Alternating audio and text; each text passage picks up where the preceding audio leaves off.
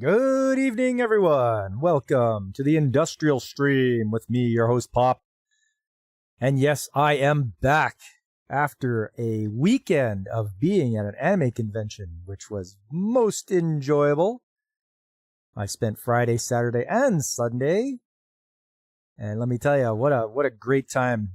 A great time was had by all. This really isn't the stream for it, but I can, tell you a few things. You'll have to wait till Sunday when it's anime chat, and we can talk about anime stuff. But suffice to say, anime is alive and well out on the convention circuit, and you can't believe the amount of people that were there. It was just incredible.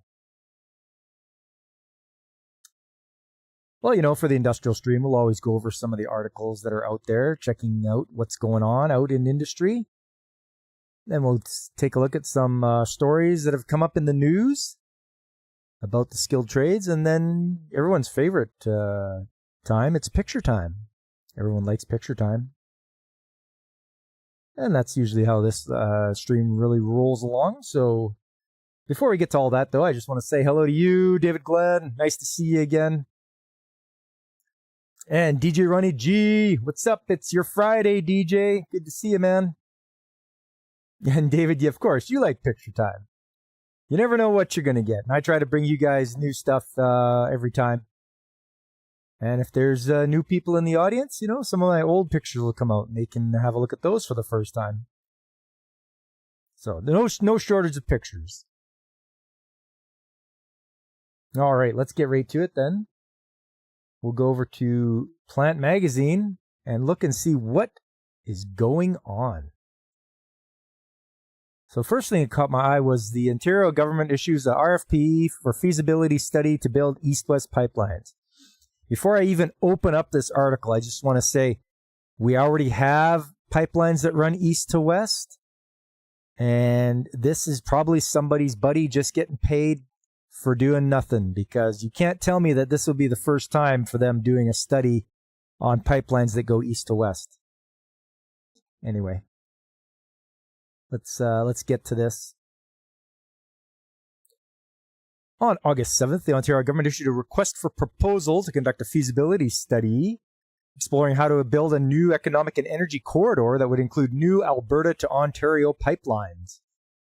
The proposed pipelines would reportedly transport Western Canadian oil and gas to refineries in southern Ontario and tidewater ports, including a potential deep-sea port on the coast of James Bay. Smells like a grift to you? Yeah, it could be. Hey, what's up, Gap? How you doing, man? Hey, I've been watching some of your shorts on YouTube there. You're showing all that Star Wars stuff. That's some great stuff. I like watching that. And the Battlestar Galactica stuff, that really takes me back too. But yeah, that's some good stuff. Those shorts, Gap. Where were we here? Oh, in a press statement, the Ontario government said that, if approved, the pipelines would help protect Canada's economy, workers, and energy security by making it easier to transport oil and gas from Western Canada to Ontario and reduce Canada's reliance on the United States. Also, why weren't you doing this before? There was plenty of chances to do this, making pipelines going east to west, but the stuck-up people back east in Ontario and Quebec turned their noses up at, dirty Alberta oil.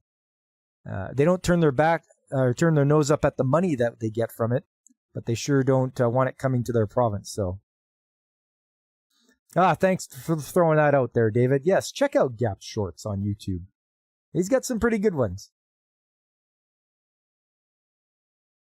The feasibility study will also examine the potential benefits and logistics of a new port outlet on James Bay, Hudson Bay, and the Great Lakes, and the viability of building or expanding a refinery along the route.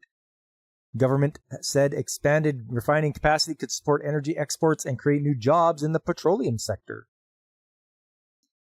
The study is expected to assess financial tools to reduce risk for private investment, propose strategies for Indigenous equity participation, and evaluate the potential establishment of a Canadian Strategic Petroleum Reserve. Canada, the government noted, is among the few International Energy Agency member countries without a federally managed strategic petroleum reserve. This, it said, leaves Canadian homes and businesses vulnerable to cross-border pipeline disputes, extreme weather, geopolitical disruptions, and other supply interruptions. A reserve would serve as an emergency stockpile to mitigate potential service disruptions. And why didn't we do this before? What's the matter with you guys? They just like the pain, I guess.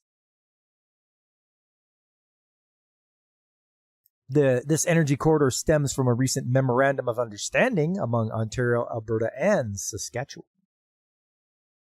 Once again, I think they've probably done a study already years ago.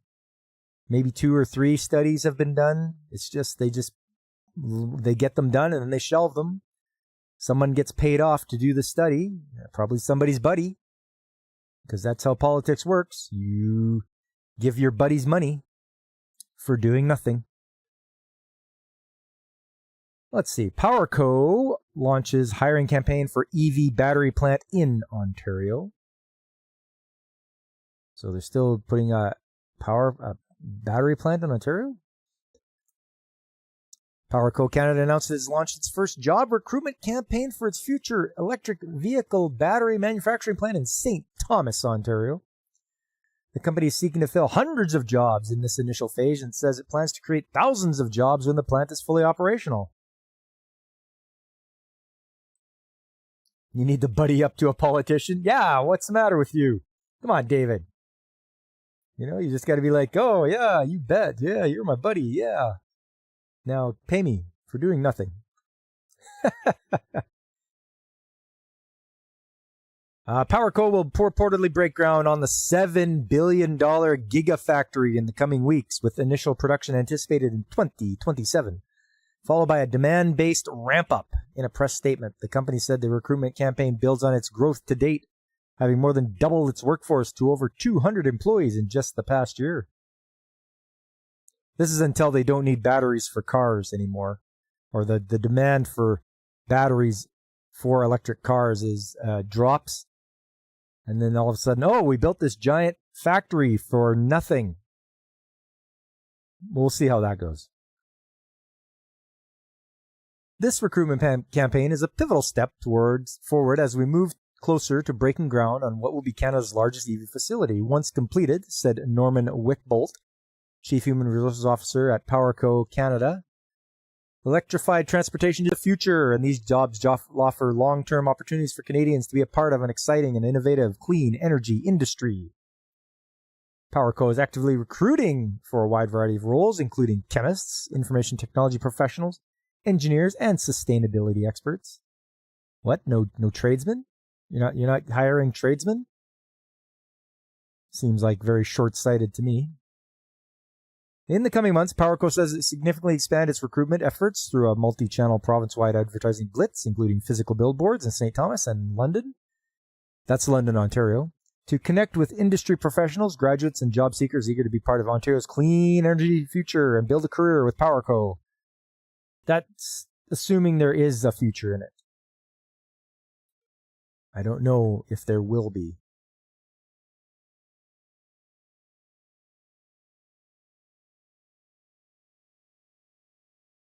Let's move along here. Just want to say hello to everyone out there on Kick and Twitch and Rumble. Thanks for joining. Everybody else on YouTube, it's good to see you all. Next up, American company Lighten, interested in purchasing Northvolt battery plant in Quebec.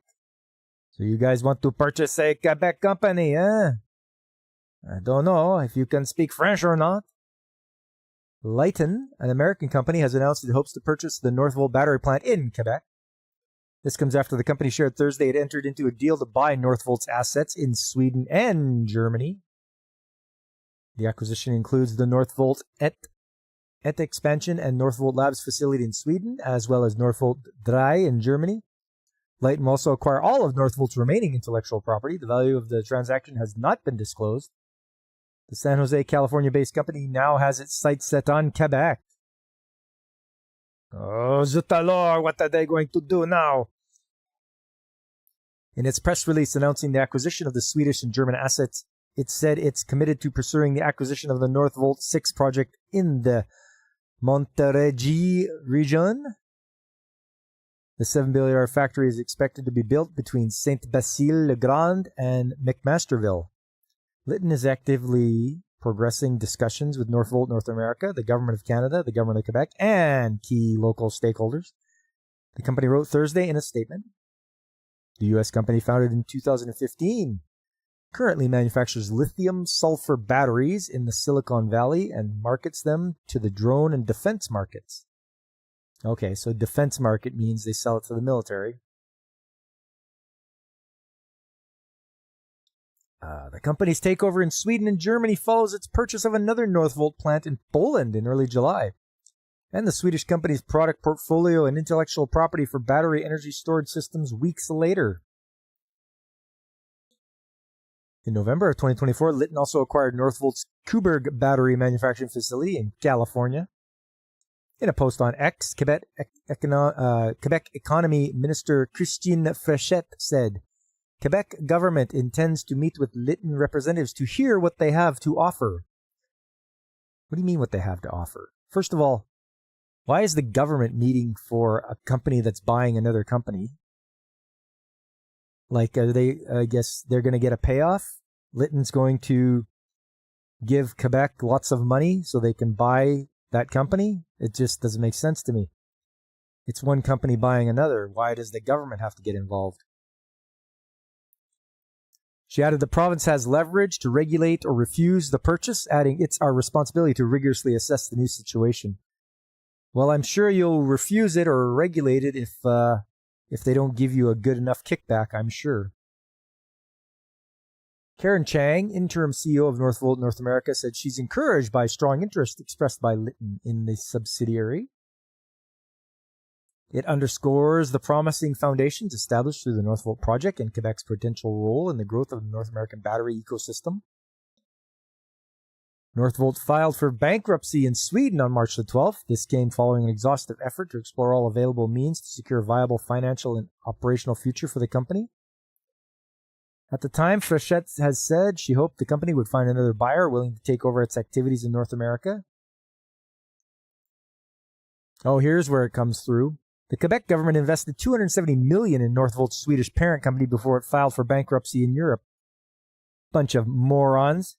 You didn't do your homework. You gave them money, and then they filed for bankruptcy after you gave them money. Where'd all the money go? Whose friend got it? Just backroom dealings. Just makes you sick. Quebec's pension fund manager, the Caisse de dépôt et placement de Québec, has also invested $200 million. So it got $470 million out of Quebec, and then they went bankrupt. So, like, does nobody see how fishy that is? Like, is nobody paying attention? It's just ridiculous. Hey, Alex Moore, how you doing, man? Good to see you.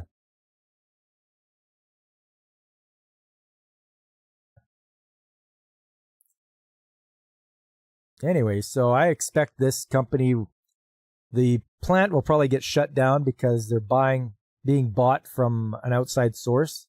Lytton will probably either downsize or shut down the plant. All they want is their intellectual property and all their ideas.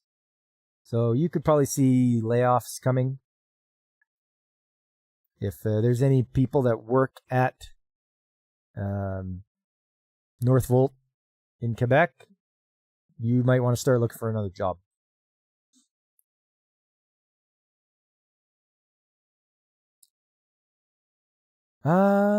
Moving along. U.S. in final decision to hike Canadian softwood duties, tells officers to collect.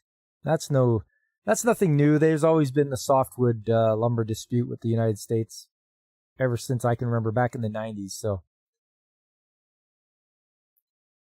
greener steel arrives in Canada to a market in turmoil and future unclear. All right, what are they doing here? We can make our own steel.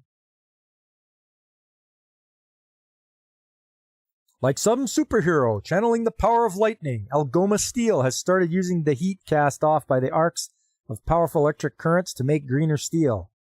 Well, somebody's really, really breaching here for a headline. Electric arc furnaces are nothing new. The technology is more than a century old, and there's already a few in Canada. But Algoma is calling the achievement of production from its first-of-the-kind furnace last month a win, as it faces an existential threat from U.S. tariffs. We have reached a truly pivotal milestone for Algoma and the Canadian steel industry, said Chief Executive Michael Garcia on a recent earnings call. Despite the uncertainty that the trade war has unleashed, this achievement reinforces our confidence in our transformation strategy. Okay. Part of the strategy has been to dramatically reduce emissions in an attempt to differentiate its products. It even trademarked Volta as the name for its cleaner steel that it plans to produce from a mix of low-emission iron feed and scrap metal. But experts say the project is coming online as the market for green steel and metal more generally faces turmoil from tariffs and price pressures, making it unclear what financial advantages producers may get from the big upfront investments needed. Yeah, if it's going to be more expensive, then nobody's going to want to buy it, considering that regular steel will be good enough. As long as the stuff's strong. A lot of people aren't going to care that it's a green steel. You know, people aren't going to care that, oh, yeah, it came from energy efficiency. They don't care. They care about how much does it cost and is it strong enough. So you guys might be barking up the wrong tree there, Algoma. The question is, will the demand be there? Is there going to be sufficient demand in North America for green steel? Said Chris Batil, who researches the steel transition as an adjunct research fellow at Columbia University Center on Global Energy Policy. The U.S. was starting to move fairly quickly in terms of moving to electric vehicles and to cleaner steel and everything else under the last administration, but now we've got a complete U-turn. I don't believe that for a second. I don't think they were moving. The U.S. was moving quickly to electric vehicles. We all watched and read the articles about how there was a slow going. And as soon as the government stopped with subsidies, everyone stopped buying electric vehicles. Steel emissions have been a priority in the U.S. and remains one in Canada because using coal to produce steel is so emissions intensive. Globally, steel production makes up about 8% of carbon emissions, according to the International Energy Agency. Once again, we switched from coal-fired plants in Alberta to natural gas. So I don't know what it's been like in the U.S., but I'm sure switching from coal to natural gas would do a lot to bring down emissions. Is it more efficient, or are they using electric furnace and pretending that it's inherently more efficient because of the 90% of what? Yeah, that's exactly it, DJ. I don't know what they're getting at. How is their electric furnace better? They're not really making it. You could just slap the word green on something. Oh, look, I've got I've got green plastic here. Or I got a green desk. I've got a green computer. I have a green monitor. I have green Lego. I have green figures. Green anime figures. You can slap green in front of everything and all of a sudden it flicks a switch in somebody's mind that it's like, oh, wow, that's great for the earth. You know, I've got green coal. It's the new green coal. Yeah, David, yeah, I got green plutonium. It's good for you. Yeah, it's better. It gives me green credits.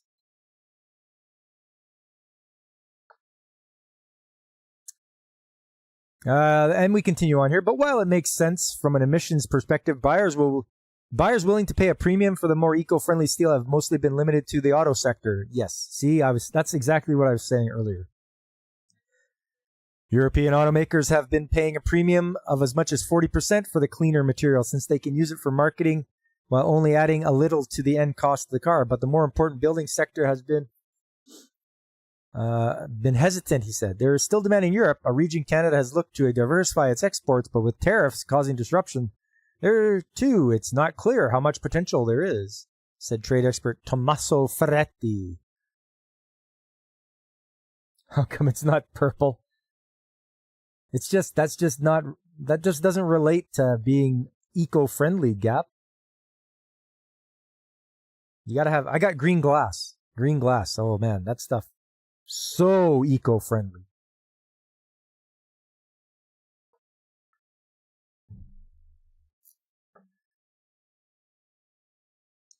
We can put our steel on an ocean-going ship here in Sault Ste. Marie, but getting it to an export customer in Europe or elsewhere, there just aren't those opportunities right now. I don't think that there will be a lot of those opportunities going forward, to be frank. Challenges help explain why other flagship green steel project in Canada at ArcelorMittal's Hamilton, Ontario operations is stuck in neutral. The company made a big show of announcing in 2022 that it was moving ahead with its $1.8 billion project to move to green steel. But the last update showed the project is still at the engineering stage, with a spokesman confirming there are no new miles, so they're not falling for it. When you're still in the engineering phase, it's going to be years before anything happens. And so they're probably not even serious about it. And you can just say it, and people will be like, oh, wow, good for you. People are discriminating against cyanobacteria. Yeah, there you go, David.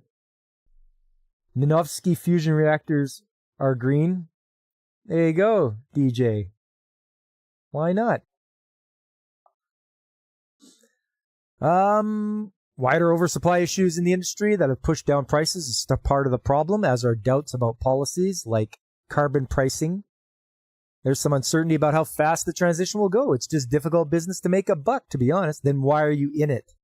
If you're whining about how difficult it is to make money, why are you in this business? I think that was a dumb thing to say. I think you guys are barking up the wrong tree.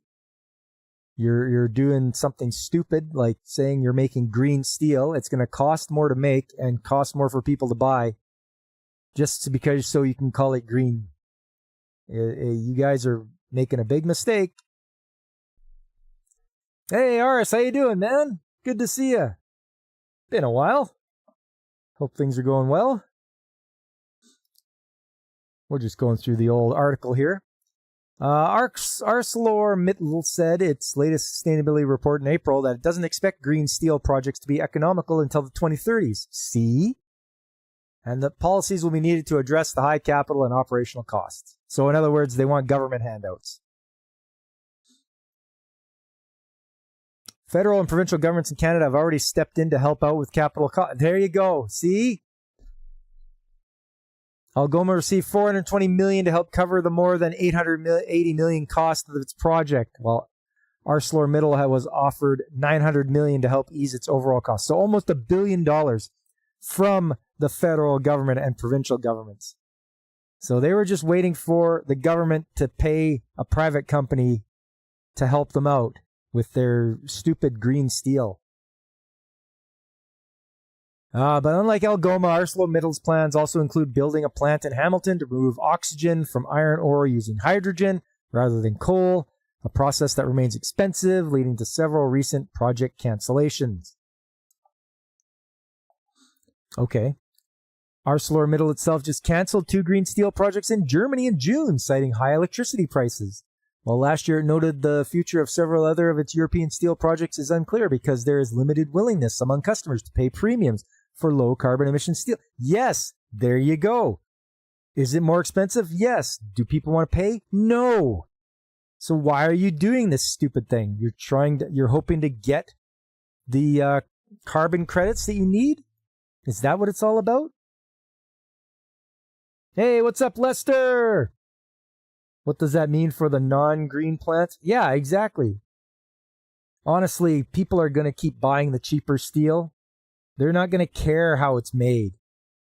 Honestly, they're not going to. And these guys canceling their green steel projects in Germany because of high electricity, that's because Germany was stupid and they got rid of their natural gas-fired generating plants and tried to go all wind and solar. So no wonder your prices are high. You can't even make enough to help and keep your own people alive. Cleveland Cliffs, which bought Hamilton-based Stelco Holdings last year, recently shelved plans for green steel conversion at a U.S. plant that already had $500 million in government funding secured. See, they're stopping. They can see it's a waste of time. Lourenco Goncalves, chief executive of Cleveland Cliffs, cited the lack of clear hydrogen supply as part of the reason for canceling the project. He said on July earnings call that plans to revamp the operation using existing resources, including beautiful coal, generates a very good conversation with the current U.S. Department of Energy. What the hell is beautiful coal? Like, I've heard of anthracitic coal.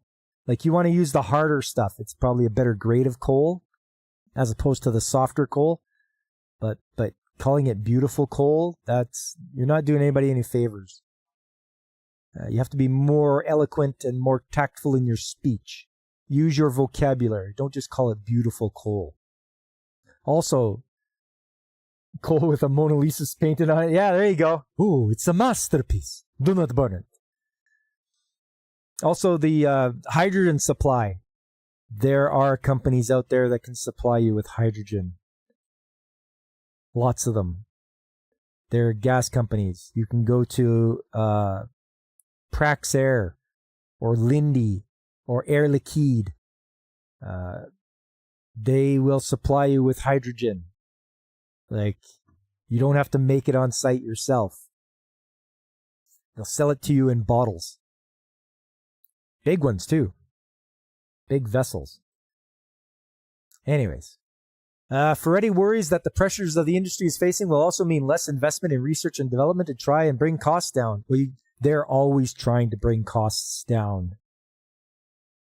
Right? You're talking about research and development to try to bring costs down. Those are two separate things. You have research and development, which is coming up with new things, new ways to use your product and new products. And then you have the accounting to try and bring your costs down.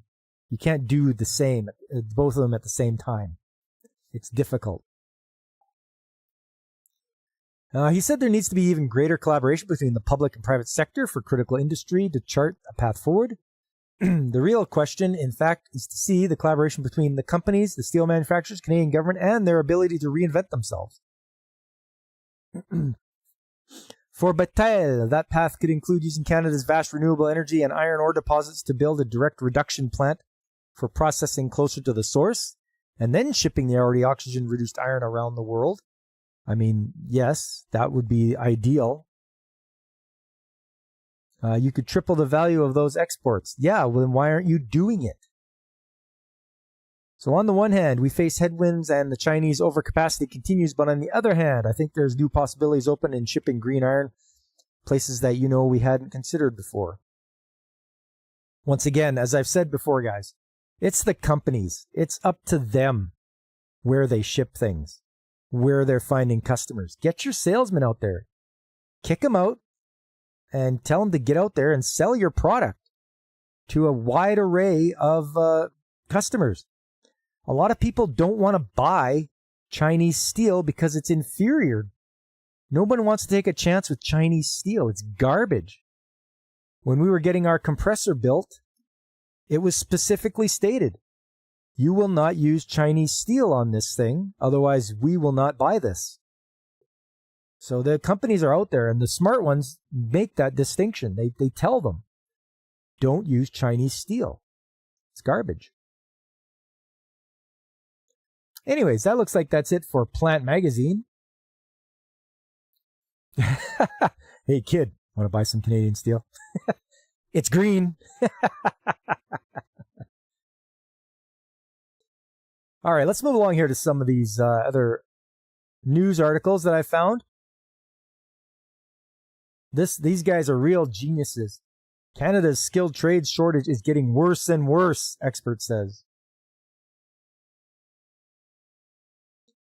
A skilled trades expert says a change in messaging could entice more young people to enter the industry, which is in the midst of a worsening shortage. But I thought they were already. Don't you guys remember when we would read the articles and they would say that Gen Z or Gen Z is the tool belt generation? They're going to fill in and take over for all the retiring boomers. Where are they? I don't see them. Now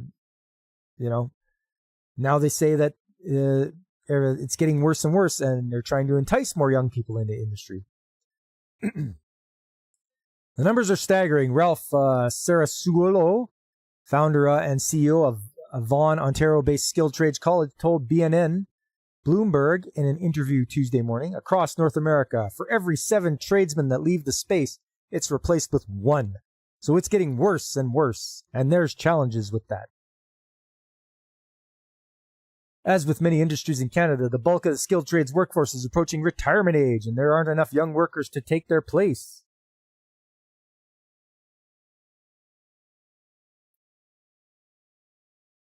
Sarah Suolo said one of the main issues facing the sector, in addition to broad demographic changes, is a tendency for young people to pursue university degrees over hands-on post-secondary training in the trades through colleges or apprenticeship programs.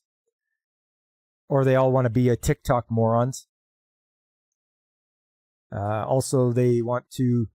but what didn't they say in other articles that they've been not pursuing university degrees and trying to go into the trades? Getting conflicting ideas here. 20 or 30 years ago, the message was to encourage your kids to go to university. So currently, most kids have that option in mind, and 70% of post-secondary choices are university, he said. The message should be changed, and it is changing, thankfully, to say that skilled trades are a viable career path. And let's face it, not everyone's destined to be a university graduate. Skilled trades are a very important part of our economy and a driving force of everything that we do. Addressing the shortage of skilled laborers in Canada is a priority for the federal government, according to Prime Minister Mark Carney. Yeah, I'm sure it is. Sure.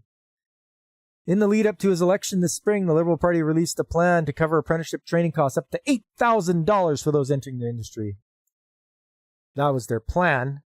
That's just a pre-election promise. There's no guarantees they followed through with it. The next decades are going to be a great time to be in the skilled trades, Carney said in a news release in early April. That was in April. U.S. President Trump's tariffs are already impacting Canadian industry, but by investing in workers, we will build a much stronger economy. That type of support from the federal government is a long time coming, Sarasulo said. If they were really genuine about it, it would have been done years ago. So they're not genuine about it. You can't convince me that they are. It's great to see that the government's come forward and they've responded to the need. It's a little late, unfortunately. It's been going on for probably 35 or 40 years where this started to become a problem, he explained. But the good thing is it's a hot topic right now, and you can see that the government's ponied up the dollars and there's a lot of awareness being brought forward. Okay.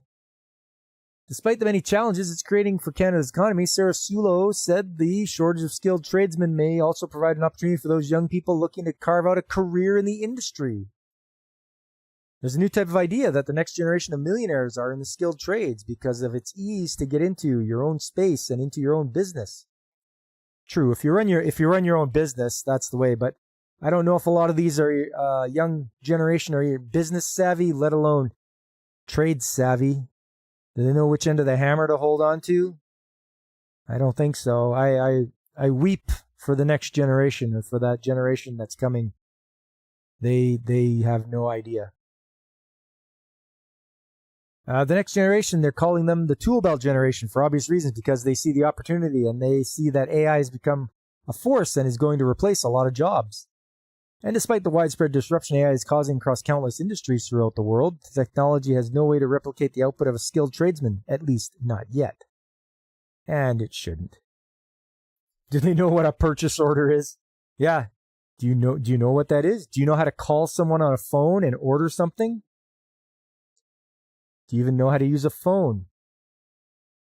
Like an actual, not a smartphone. Do you know how to use an old-fashioned push-button phone? Because I do. I use one every day. Every day.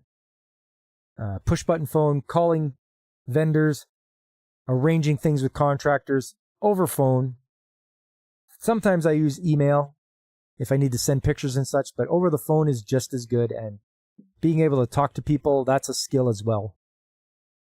So, I don't think they have that skill.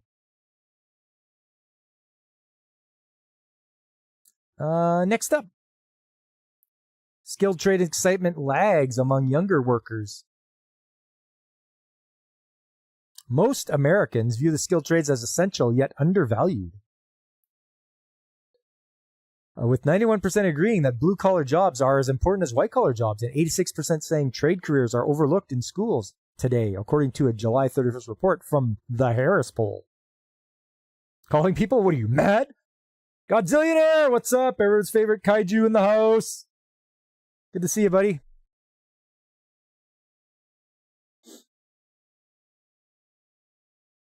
However, younger U.S. workers may not realize the advantages, with 38% of Generation Z saying skilled trades offer the best job opportunities today, compared to 40% of millennials, 45% of Gen Z, and 59% of baby boomers and older workers.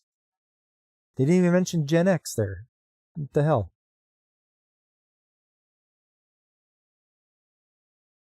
What's my take on the use hard VoIP phones versus soft phones like Zoom, Ring Central? I've never heard of Ring Central. We use Microsoft Teams for some meetings, but voice over internet, I mean, as long as it's good and it doesn't drop your call and it's clear, I'm okay with that. Nothing like the original phone lines, though. Those work well, too.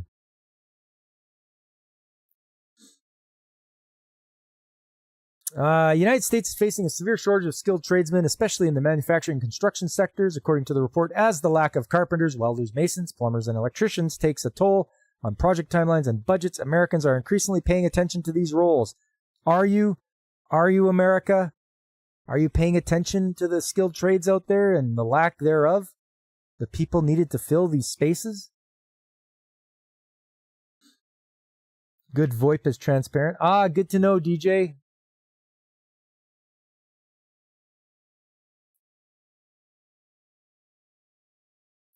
You don't even know you're using it. Okay. Yeah, I'm not very savvy with the VoIP. But whenever they installed a new phone system anywhere your mom worked,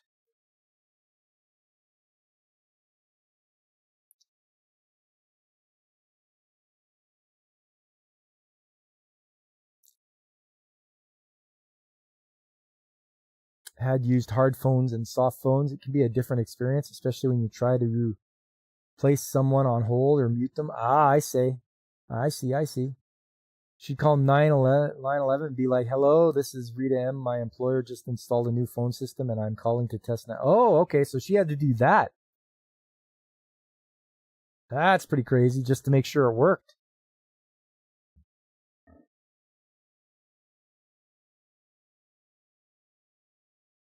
In recent surveys, Gen Z workers have expressed anxiety about AI-related impacts on corporate jobs and, in turn, excitement about certain elements of blue-collar work, such as a greater job opportunities. In fact, 42% of Gen Z adults said they're currently working in or pursuing a blue-collar or skilled trade job, including 37% of those who have earned a bachelor's degree. Well, good. Rank Lee has a soft phone. Okay, yeah, I like that phone she's got. It works well.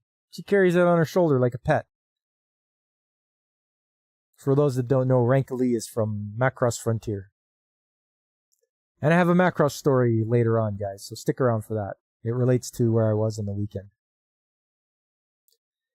However, in the Harris Poll survey of more than 2,200 U.S. adults, only 36% of Gen Z strongly agreed that skilled trades offer a faster and more affordable path to a good career, as compared to roughly half of the other generations. Overall survey respondents identified top barriers to blue-collar jobs, such as skilled trades being seen as less prestigious, a lack of awareness, pressure to attend college, and doubts about pay. Gen Z in particular noted concerns related to job security, automation, and a lack of flexible career options. What? It's because they're too dumb to know. They need it explained and spelled out to them. Even so, 9 in 10 survey respondents said they view companies more positively when they support skilled trade programs. Employers can bridge the talent gap by sponsoring hands-on skills training, paid internships, apprenticeships, and scholarships, the report found.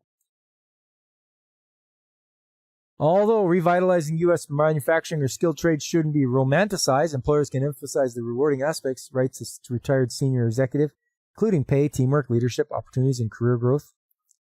Reframing the narrative is key, according to the Harris Poll. Employers should highlight that trade careers are respected, future-proof, and have strong pay and purpose. This is true. These messages can be emphasized in real-life success stories, career paths, and modern skills. In addition to building talent pipelines and investing in employee development should remain a priority. The report found HR teams can identify where talent gaps may affect operations, making a strategic business case to treat investments in training and outreach as essential risk mitigation. Yeah, I don't see HR teams doing that at all. They do not look and see where the talent gaps are in the organization. I don't see that at all. At least not in our organization. So that's that one. Yes, DJ. Yes, she had a plushie with a screen and holography. I like that one. This is I thought I'd end it off with this is a good one. This is from the Thunder Bay News Watch. Thunder Bay is in Ontario. Lion the electrician promotes skilled trades to children. Steve McEwen is an electrician by trade. He began a series of books that aim to inspire children to go for the skilled trades. The Animal Trades book series started with Lion the Electrician. It started as a personal goal. It was something that I wanted to write to explain and express to my kid what I did for work. That process led me to realize that there are not a lot of children books out there that capture or encourage kids to pursue the trades. That led me to a question. Why don't we talk about the skilled trades the same way we talk about other professions like being an astronaut or being a fireman or being a police officer? Yeah, David, you know where Thunder Bay is. 130 miles northeast of you. There you go.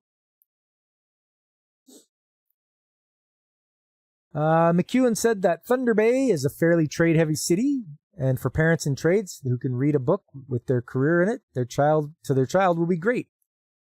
The feedback from anyone related to the trades or who has experience with that or a family connection to that has always been positive. They're happy they can finally showcase to their kids the same way I could what they do for work. I find that the real feedback that I get from the community comes from the families that don't have any sort of trade relation. Perhaps calling your electrician lying wasn't the best choice. Yeah, they should have had a cool name like Prima Donna.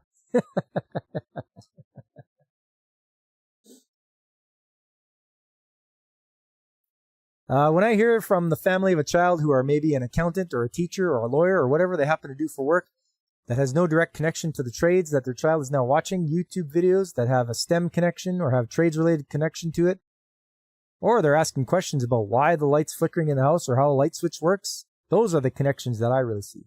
Also, watching Trades Talk on Tuesdays is good too. If you want to get people interested, tell them to come and watch Trades Talk on Tuesday night at 7 p.m. Mountain Time. I'm just saying. It sparks curiosity in children and can lead them down a path of rewarding career to at the end, McEwen said. The sequel book is Scammy the Plumber. Yeah. Overcharging Oscar. Yeah. Double Time Dan. There we go. The book includes activity pages where children can interact and learn more. The skilled trades are facing a significant work shortage, and I think we all see that. Introducing the trades to children at a younger age should be part of a long-term solution. I agree 100%. 100%. What a good book to have. And you can introduce it to kids, and they can be like, oh, good. I can go and do a skilled trade. By providing inclusive and diverse content when it comes to the characters themselves, children are able to open their eyes and see that there are other possibilities. Essentially, I think that you're planting the seeds of change, and you're showing them that they can do that, he said. Lion the Electrician is available. It can be purchased at Indigo and Enter Shrine Bookshop in Thunder Bay. The French version of Lion the Electrician is coming out in August. Bear the Carpenter is the next book in this series, based on a female character, is going to be coming out this fall. It's a book for everyone. It's for the early readers, and it's easy to digest content with excellent illustrations. Everyone should be able to do these types of jobs, not just specific types of people, McEwen said. Yes. Bear the Carpenter. Right on. Watch as Bear the Carpenter mauls the supervisor for being a jerk.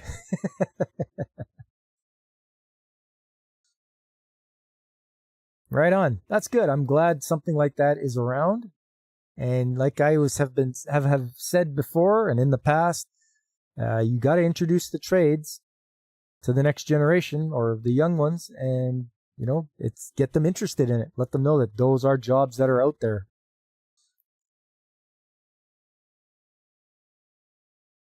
All right. Well, you guys know what time it is now, don't you?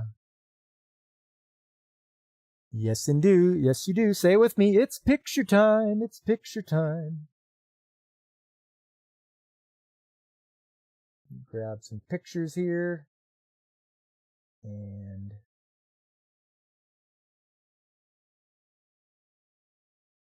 as you can see by the title of the stream, some jobs are easy. Not everything has to be a rough struggle. Not everything has to take hours and hours on end. There are easy jobs out there. And most of the time, it's the safety manager that comes up with these easy jobs because they're like, oh, this isn't up to code, or this isn't something that it's not done properly. So, as I have today,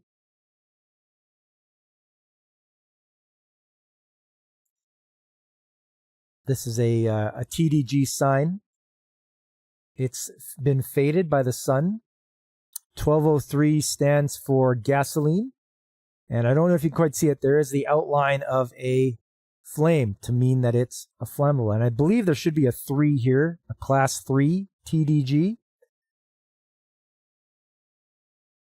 So this is unacceptable.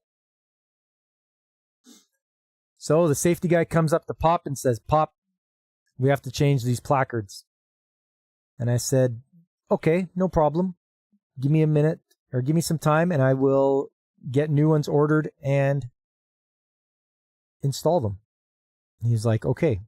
It's good to have a reasonable safety manager. Having a good rapport with your safety manager is key to having a nice peaceful existence on the job site. If you fight the safety guy, you're going to lose because he's got rules to back him up. So have a good rapport. Don't be an ass. Treat them with respect, and they will hopefully not make your life miserable. Because that's what it's all about. You want to be... That's a good way to kill half a shift.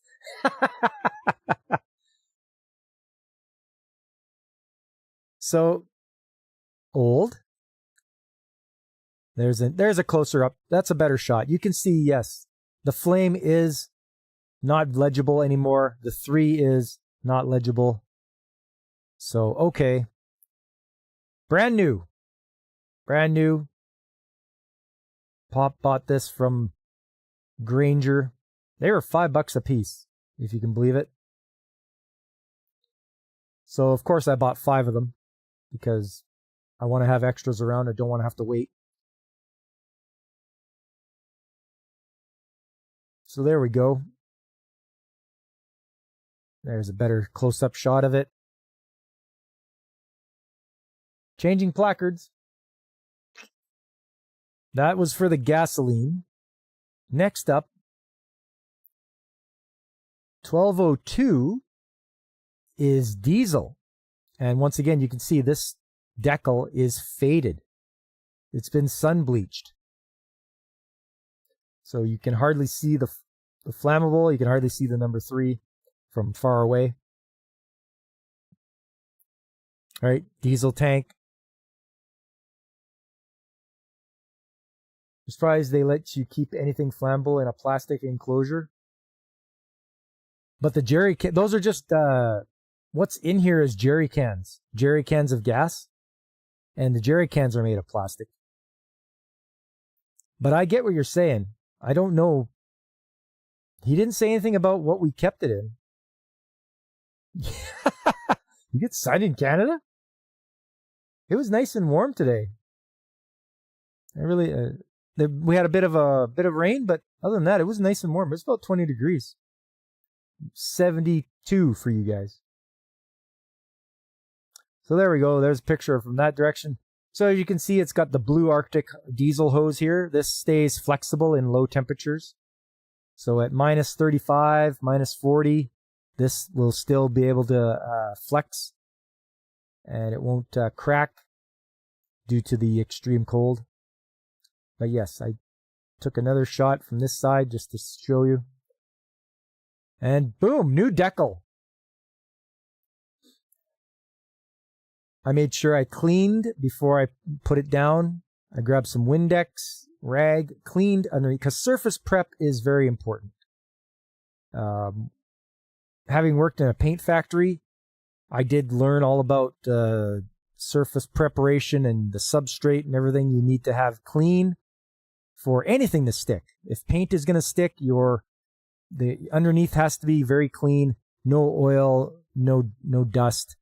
Even the oil from your fingers can make it so that your paint job turns out like garbage. So you have to make sure that it's very clean. Then you can put decals on top. They will stick and not come off. So there's that one. And then I got it from that side as well. And this is a nice, easy job, because now I can go back to the safety manager and be like, this job is done. You can take it off the list of action items. Because, they always have action items and, okay, we need to do this, or we need to do this. So I can be like, yes, this is done in a timely fashion, and take it off the list. Because if it stays on the list, they pester you. Oh, why isn't this done? Why aren't you doing it? And then they come down on you and you're just like, oh man, leave me alone.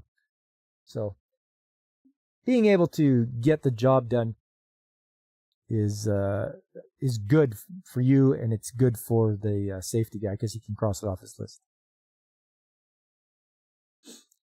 Also, this tank originally did not come with a level indicator. You can buy these. It's a float on an arm, and you pick it for the size of tank you have. You go by diameter of the tank, and all you do is you can see here, it just screws into the top, and it will tell you by the leveraged arm how much is in here. And we've got we are full. We are very full. We're at 7/8. 7/8 of a tank. So that's good. So we don't need to get diesel for a while. But before this, we would have to unscrew the lid and dip the tank with a wooden stick. Well, let's bring ourselves into the 20th century. Not even the 21st, the 20th century. And so I decided, you know what? Getting a visual indicator is probably the best thing to do. It would keep guys from contaminating the diesel. So that was something I took upon myself to do. See if the guy sounds like Santa Claus with that list of theirs. Oh yeah, he's making a list of jobs for you to do. There's another shot of the tank, the diesel tank. It could do with a bit of a cleanup of the paint. The paint is cracking. Maybe give it a sandblast and a paint. Do all the decals again. Or if it's I don't know if it's at the end of its useful service life. We'd have to check. If we got a new one, it'd probably be double walled. I believe this one is as well. I think this one's double walled. Oh, okay. So that was the easy job. Now, remember how, when you watch electricians do work, you just kind of shake your head? Okay, so electricians, they're pulling cable. They don't have stands that are big enough for this reel of cable. So what do? They grab a bar, stick it between the railing, and use that instead. So now they've blocked off access to get to this building. And this is the only walkway over the pipelines we have. So it's like, gee, thanks, guys. You blocked the only way, the only access, just so you could run your cable. Now, they could have come to me and said, hey, Pop, we need something to hold this reel up. And I would have said, yeah, we have some jack stands you can use. That'll work. But no, they just went ahead and put a bar through and tie strapped it so it wouldn't go away. And it's not even a very thick bar. That looks pretty thin. And you can see the bend in it. I don't know how they both of them must have lifted up, one on each end. There was 2 electricians. They must have lifted it up and put it on there. Because that's a big reel. And heavy. Got all that cable on it. Maybe it wasn't that heavy. It looks like they've used up quite a bit of cable.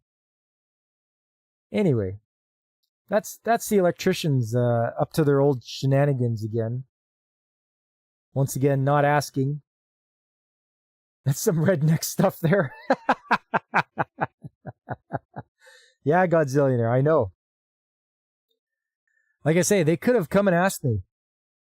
They could have been like, hey, Pop, do you have anything to hold up a reel? And I would have been like, yes, I do. Come and grab these pipe stands. But once again, electricians too proud to ask for help.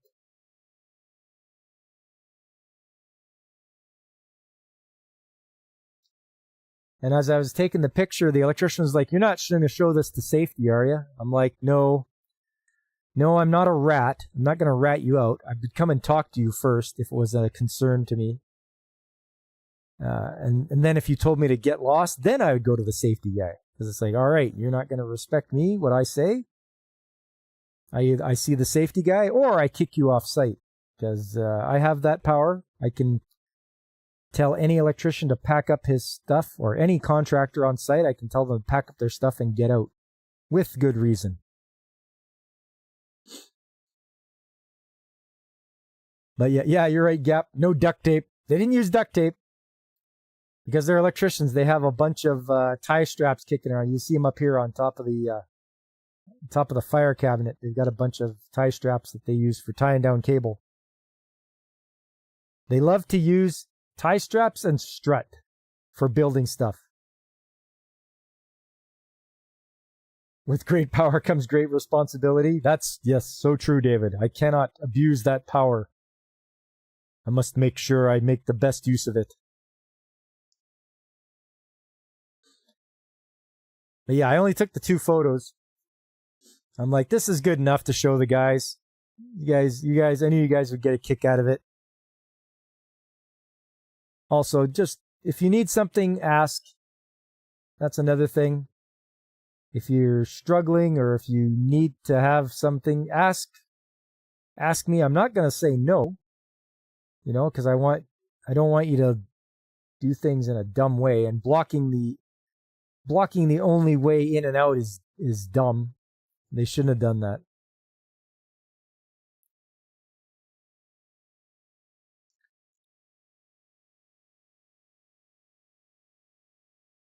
So yeah, that's pretty much it for picture time. One last thing. I wonder if these guys bring cable ties with them when camping. Probably. I bet you they do. So, any of you guys have a Keurig at all? At home? Or at work? Do you guys have Keurigs? I'm just wondering if you guys do. Because we have one. We have an industrial or a commercial Keurig that we use for coffee. And you don't ever want to see this error at a plant where the guys like their coffee. This makes a lot of guys angry. And they're like, you gotta fix the coffee machine. I'm like, all I can do is call them in and have them replace it. I can't fix it. I'm not digging into this thing. But when you get an error code on your coffee maker, you get a lot of angry people.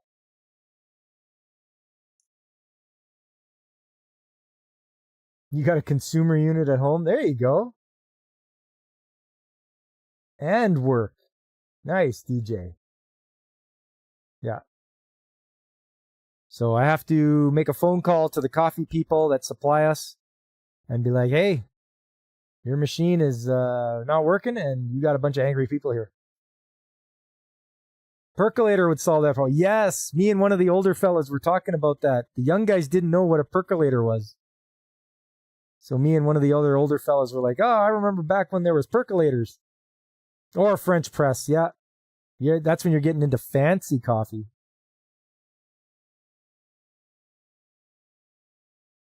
Current or mold breeding ground, by the way? You mean they are breeding grounds for mold?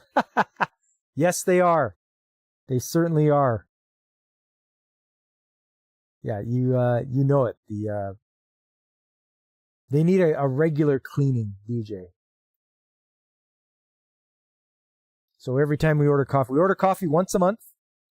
All the pods, and the person that comes by and brings them, he goes through the machine and gives it cleaning. Whether it's a good enough cleaning, I don't know. I don't stand there and watch him.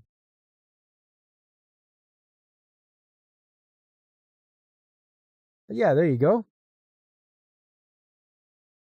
I'm gonna wrap it up here, fellas. That was pretty good. Let you enjoy some Ririsa there. Oh, at the anime convention I was at. Those of you who have watched Macross Frontier, the singing voice of Cheryl was there. Her name's Mayn, Mayn, and she did a concert that I attended with me and Mrs. Mechanic, and it was great. She sang some Macross songs live. Man, oh man, what a fun time. It was great. I'll talk more about it on Sunday. More about the anime convention. You're using voice typing on your back phone? Oh, nice, DJ. Voice to text? Use the percolate of camping, and you have French press used on occasion too. Look at you and your fancy coffee. But I do want to thank all you guys for coming out tonight. Everybody, from David Glenn to DJ Ronnie G to Gap, and of course Alex Moore, and Aris, of course, and Lester. It was good seeing you, Lester. Haven't seen you in a while. Godzillionaire, everyone's favorite kaiju.